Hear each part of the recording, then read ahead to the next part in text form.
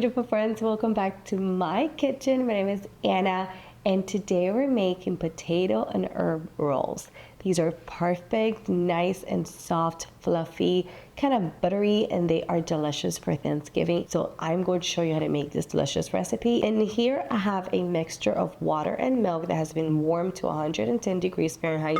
I am going to be making my dough in a stand mixer because it just comes together much quicker and easier, and I don't have to be kneading the dough for so long, but you can absolutely do this by hand. So add your milk to the bowl, and I am going to add about a tablespoon of granulated sugar, and I'm going to sprinkle my yeast all over, and we are going to wait for the yeast to get nice and fluffy and foamy, and that's how we know it's activated. So once it does that, it's going to be about 5 minutes. I'll be back for the next step.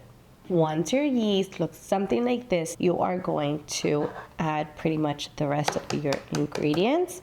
So that's going to be your egg, the rest of the sugar, your melted butter. Make sure it's slightly cooled. I'm also going to add my flour and salt, but I'm going to give it just a quick mix to incorporate the salt into the flour. Just a quick little mix. And in here I have some prepared mashed potatoes, about a cup of prepared mashed potatoes. Make sure that if your mashed potatoes are nicely salted, you remove some of the salt from the written recipe, and you can find the written recipe on my website, needtoslicedrecipes.com. There's a link for it in the description box. So I just made mashed potatoes last night for dinner, and I saved about a cup of it. So it's nicely seasoned, so I don't add as much salt to my mixture. I remove about half of the salt of what the recipe calls for. And also the amount of flour will depend on how much moisture are in your mashed potatoes, because sometimes, like, obviously if you add more butter or more cream to your mashed potatoes, it's going to be a little more loose than other times, so you might need a little more flour than what the recipe calls for. But now I'm just going to simply mix this just until it comes together, and after I'm going to add in the flour. My wet ingredients are somewhat incorporated, so now it's time to add in our dry ingredients. So I'm just going to add the whole thing of flour right in here, and I am going to mix this on low to medium just until the flour is incorporated. Once your dough looks something like this, as you can see, it kind of came together and there's no loose flour or anything in your bowl, you are going to bring the speed to medium, and you are going to knead the dough for about 8 to 10 minutes just until it's smooth and slightly tacky, and make sure you use a dough hook attachment to knead the dough properly. It's been 8 minutes, and as you can see, my dough is slightly tacky. It just needs a little more flour, and now I'm going to add my herbs, which are some parsley and chives that I've chopped very finely. So I'm going to add all of my herbs in, and I am going to mix this. I do think I need to add a little more flour. Now I'm going to knead this again for about a minute, just until everything's nicely incorporated.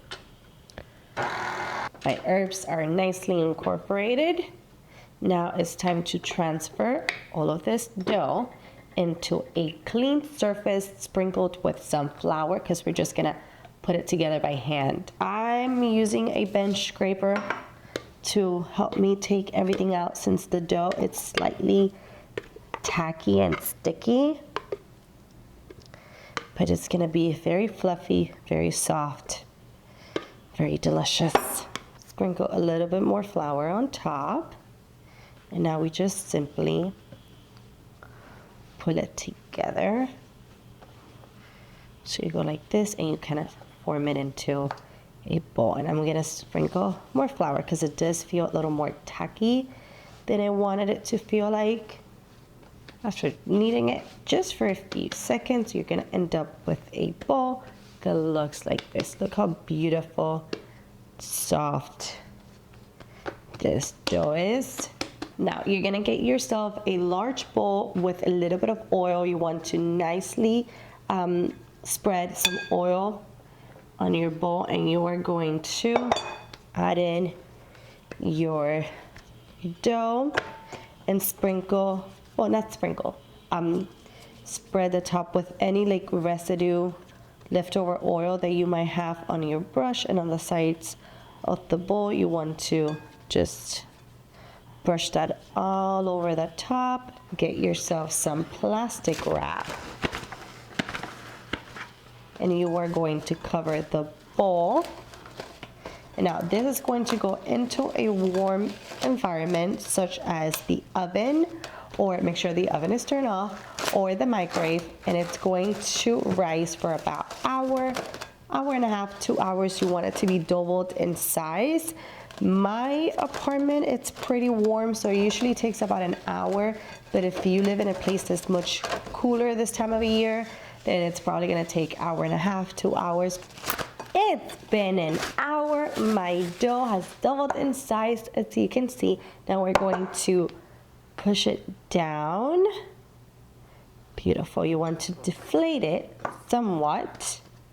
And in here I have a 9x13 baking dish sprayed with some baking spray that's going to prevent our rolls from sticking. And I'm going to sprinkle some flour onto a clean work surface. Make sure it's clean.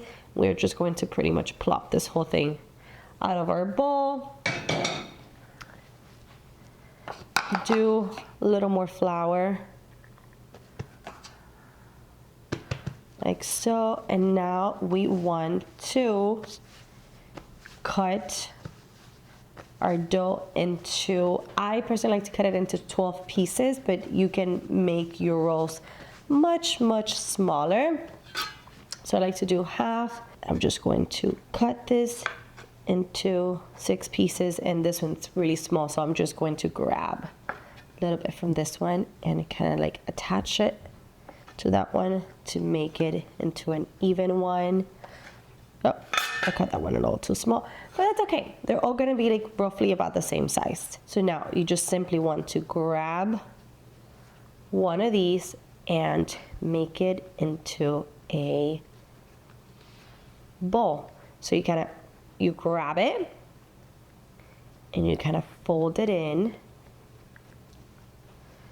and you make it into a nice little bowl like this, and you place it on your baking dish.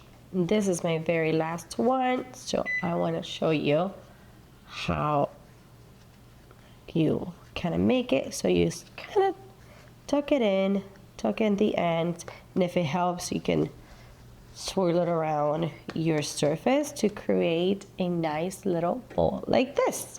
So you can see all my rolls are ready to go. And yes, I did bring out my kitchen scale because I want them all to be roughly about the same size. And you want them to be about it was like 3.2 ounces each. I do want them all to be kind of like the same size, but it doesn't really matter if you don't have one. Now, all I'm gonna do is cover my baking dish with a towel. You can do plastic wrap and a towel, and this is going to go back into a warm space for about, I would say, 45 minutes to an hour until they have doubled in size, and then it's going to be time to bake them. My dinner rolls proved for 55 minutes, and look how much bigger they are.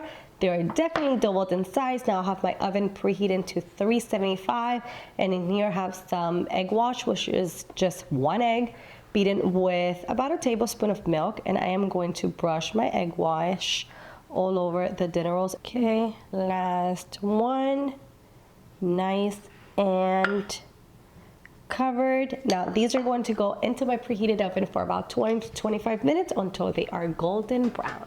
My dinner rolls are finally out of the oven. They were in the oven for 23 minutes exactly, and as you can see, they're golden brown and delicious, and there's nice and kind of crispy on top, and it has a nice little bubble there. That means that it's very light and very delicious. Here I have some melted butter. I like to use salted butter for this to top them with, but you can use unsalted butter if you like.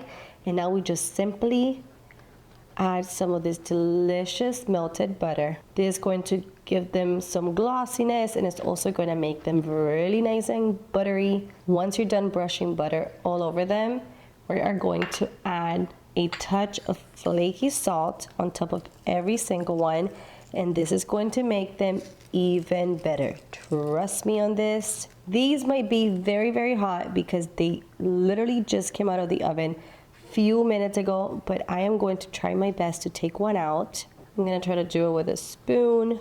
These are beautifully, oh, look at this. Look how pillowy and delicious they are. Oh my goodness gracious. Look how perfect they are. Look at that. Look at that texture. I cannot get enough of fresh bread because it's just so soft, buttery, delicious. There's nothing like the smell of fresh bread.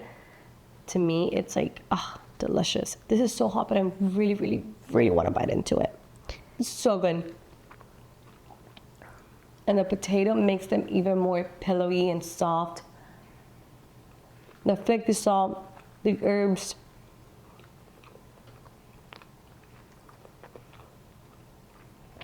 This is one of my favorite ways to make dinner rolls. I hope you guys enjoy this recipe. Make sure you make this dinner rolls during your holiday season. They must be on your table. Read the recipe on my website at eatdelightsrecipes.com. Subscribe to the channel if you haven't already, and I'll see you in the next one. Bye-bye.